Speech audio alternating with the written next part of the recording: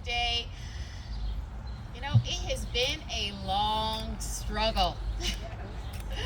Now, the reason why we have a vintage car that is symbolic of the struggle for the ERA is because the ERA was first introduced in 1923, just 3 years after women were on the right to vote through the 19th Amendment.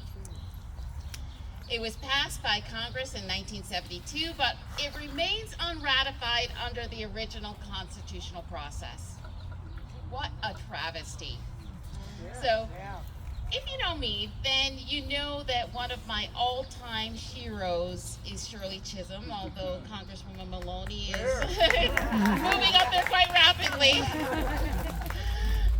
And she was the first black woman to run for president.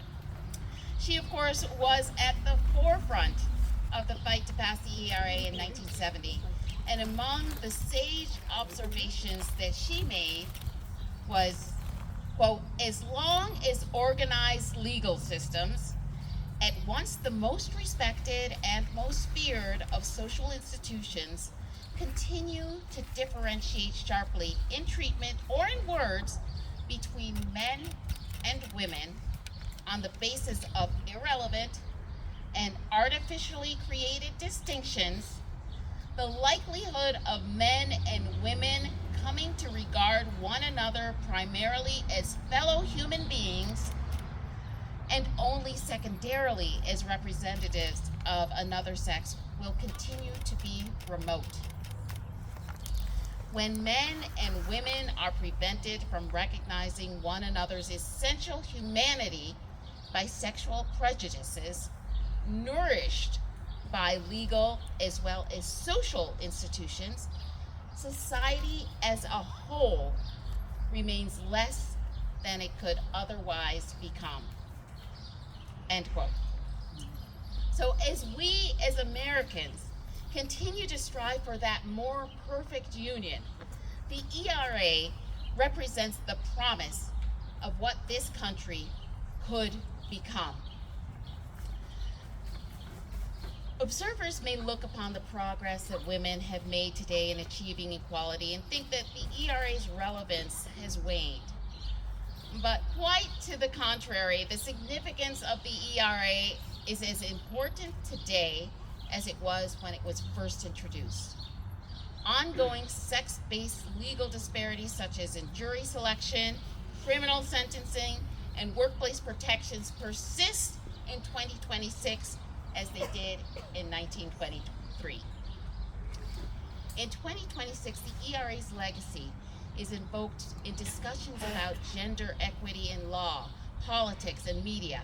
For example, debates over the FCC's equal time rule and its impact on political speech, such as the ABC View case, the View case, highlight how constitutional protections, including those rooted in the principle of equal rights, intersect with free speech and political fairness.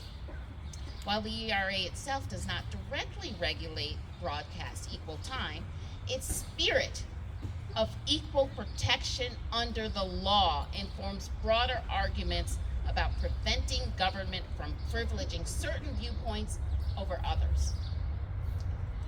We stand at this moment in history where more and more our equal protections under the law have been challenged by the current administration. To that point, the ERA is crucial in the fight to protect transgender rights. We have seen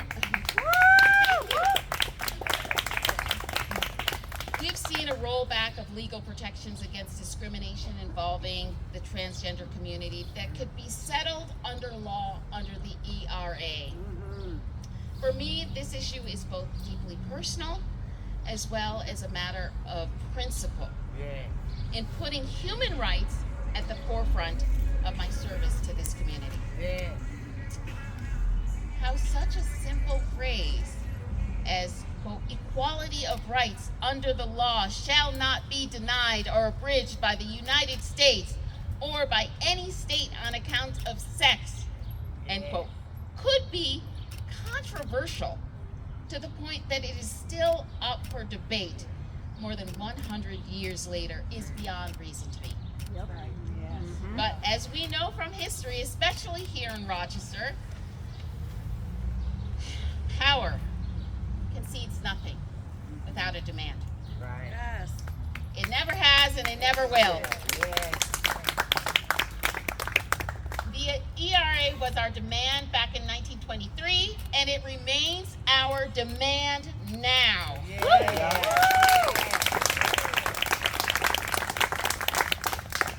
As Shirley Chisholm argued back in 1970, this is what it comes down to. Artificial distinctions between persons must be wiped out of the law. Legal discrimination between the sexes is, in almost every instance, founded on outmoded views of society and the pre-scientific beliefs about psychology and physiology.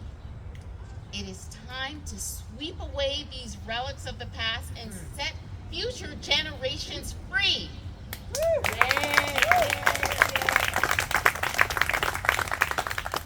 250 years into our nation's history, it's time. No, it's past time to formally adopt the ERA as part of this country's constitution. Let's do this.